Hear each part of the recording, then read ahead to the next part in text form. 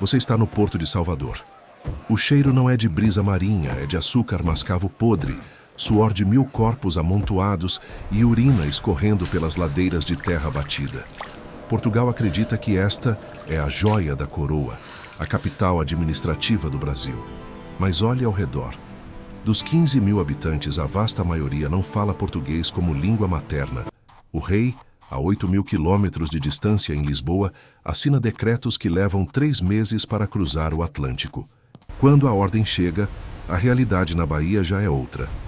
O dado chocante? Em 1650, a coroa portuguesa controla os papéis, mas o chão da cidade pertence a uma rede invisível que o império finge não ver. Quem realmente manda aqui quando o sol se põe? Conheça Esperança. Ela não tem sobrenome nos registros oficiais. É uma mulher escravizada de ganho. Seu desejo é simples e brutal: somar 150 mil réis para comprar sua alforria e a de seu filho. Seu obstáculo? O senhor de engenho que vive na cidade alta, mas que depende inteiramente do que ela vende no porto para manter as aparências de nobreza. Esperança circula por todos os estratos. Ela ouve os segredos dos jesuítas e as reclamações dos marinheiros holandeses infiltrados. Ela é o sistema linfático de uma cidade que respira contrabando. Salvador, em 1650, é uma cidade partida.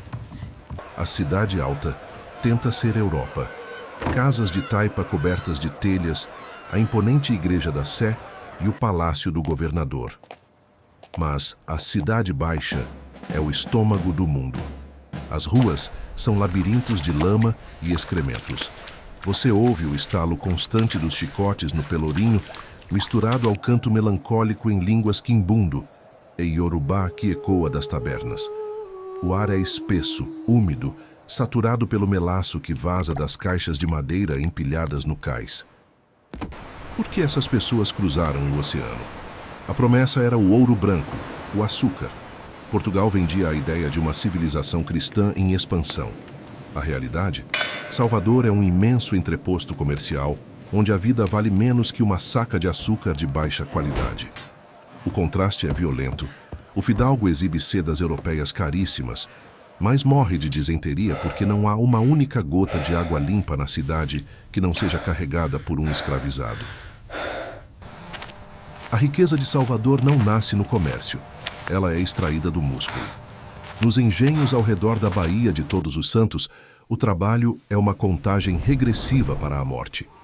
Um escravizado nascido na África tem uma expectativa de vida de apenas 7 a 10 anos, após desembarcar aqui. Jornada: 18 horas por dia na época da safra. Lucro: o açúcar representa 90% das exportações. Punição: o viramundo, instrumento de ferro que prende mãos e pés, é o método padrão para quem tenta desacelerar o ritmo da moenda. O que você come? Farinha de mandioca com peixe seco, quase sempre estragado. Se você for rico, talvez um doce de ovos com excesso de açúcar para disfarçar o gosto da carne rançosa. A saúde é um jogo de azar. As sangrias são o único remédio para quase tudo, da febre amarela à sífilis. A tensão é constante. Você percebe que as casas de pedra têm janelas pequenas e altas? Não é por estética, é por medo. Medo de revoltas, medo de corsários, medo do vizinho. Contraste inesperado. A cidade que se diz a mais católica do hemisfério é a mesma onde o jogo, a prostituição e o mercado negro de escravizados africanos desviados do fisco real sustentam a economia. No topo, o governador-geral. Logo abaixo, os homens bons da Câmara Municipal, os donos de terras. Mas essa é a hierarquia do papel. O poder real está nos comerciantes de gente. Homens que possuem o capital líquido e as conexões para trazer navios negreiros. Eles financiam a vida luxuosa dos nobres e, em troca, ignoram as leis da coroa. O poder formal diz: proibido negociar com estrangeiros. O poder real diz: o navio inglês está no porto, descarregue à meia-noite e pague o dízimo ao vigário. Você aprendeu na escola que Salvador era uma fortaleza portuguesa contra os holandeses. Mas a verdade é que, em 1650, a cidade era economicamente refém dos seus inimigos. A elite de Salvador preferia negociar açúcar ilegalmente com os holandeses e ingleses do que seguir o monopólio de Lisboa. A Reconquista de 1625 nunca expulsou o capital estrangeiro, apenas o empurrou para as sombras.